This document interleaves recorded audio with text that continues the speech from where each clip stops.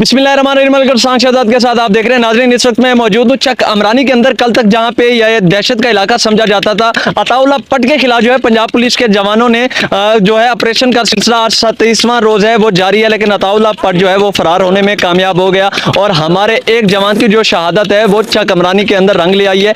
उस जवान की शहादत और पंजाब पुलिस इलीट फोर्स के जवानों की जो है वो मेहनत रंग ले आई है। आप देख सकते हैं कि इस वक्त मैं मौजूद हूँ, लाइव मनाजिर चल रही हैं। कल तक जो दहशत का इलाका समझा जाता था, आज वहाँ के बच्चे जो है अल्हम्दुलिल्लाह उनके हाथों में आने वाले दिनों में हथियार की बजाय आज उनके हाथों में बस्ते किताबें आ चुकी हैं। और दूसरी जानिब जो वो इलाका था चक इमरानी, जो दहशत का नाम समझा जाता था पूरे पंजाब के अंदर, रुझान का इलाका जो है वो एक दहशत का नाम समझा जाता था। पंजाब पुलिस की काविशों से आज इस इलाके के अंदर अमन आ गया है और राजनपुर जनाब DPO मार नासिर सियाल साहब की जो है अल्हम्दुलिल्लाह मेहनतें और काविश रंग ले आई और डेरा गाजी खान RPO आजाद साहब की जो है वो मेहनत रंग ले आई है। उनके महरूम मिन्नत आज इनके बच्चे जो हैं वो स्कूलों में जा रहे हैं, हथियार के बजाय उनके हाथों में कलम आ गया।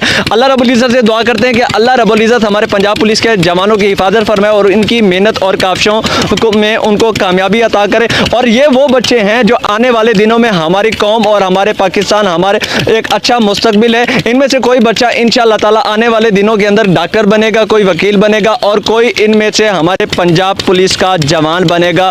और ये वो बच्चे हैं जिस इलाके में मैं मौजूद हूँ, ये वो बच्चे हैं जो यहाँ से निकलने से भी डरते थे, मगर अब अल्हम्दुलिल्लाह पंजाब पुलिस की मेहनत और उनका ये ऑपरेशन रंग ले आया और आज यहाँ के जो लोग हैं वो आज़ादाना ज़िंदगी गुजार रहे हैं। जी।